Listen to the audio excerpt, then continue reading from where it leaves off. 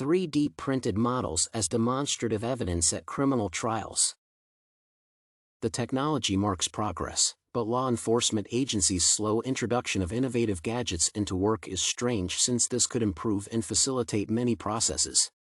The article introducing 3D printed models as demonstrative evidence at criminal trials highlights a precedent in which a 3D printed model was used as evidence and aided the investigation. The work draws attention to the most urgent issue of 3D printed evidence in criminal investigations for decision-making, taking into account the validity of the innovation's implementation. 3D printing is a generic term encompassing a range of additive technologies that create physical models from digital files. The benefits of such evidence are demonstrating their potential around the world. The article cites the successful use of 3D printed materials as demonstration evidence in a murder trial, one of the first such cases in the UK to be reported in scientific literature. During the murder trial, 2 men were charged with beating their victim to death.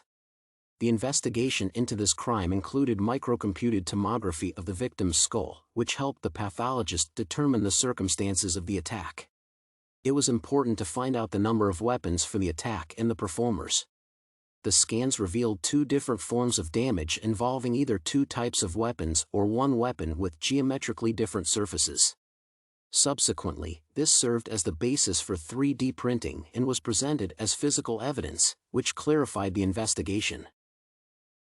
3D digital evidence is a powerful tool for clarifying expert testimony and reducing potential confusion associated with scientific or medical evidence.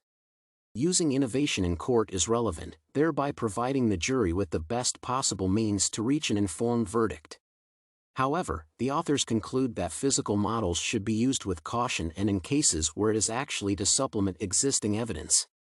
It is impossible to deny that technology is the future, and innovation in criminal investigation procedures will improve the familiar, established system. At the moment, it takes some more time for the role of 3D printed models to be proven, and implementation is possible.